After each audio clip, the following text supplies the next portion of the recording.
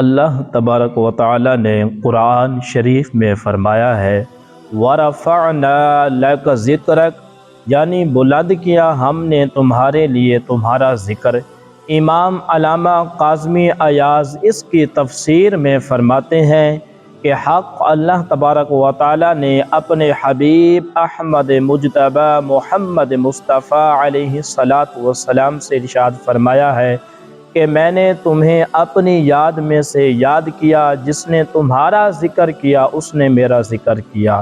اور صاف اور آسان مطلب یہ ہے کہ جس نے نبی پاک علیہ السلام پر درود پڑھا تو اس نے تحقیق اللہ تعالیٰ کا ذکر کیا، نہ فقط ذکر بلکہ علی شان ذکر کیا۔ نبی پاک علیہ السلام سے بے پناہ محبت کیا کریں۔ ہمارے نبی علیہ السلام دونوں جہانوں کے سردار ہیں، میرے اور تیرے نبی ہیں۔ تو جو ہے وظیفہ رب وہ ذکر رسول ہے، ذکر رسول ہی تو خدا کو قبول ہے۔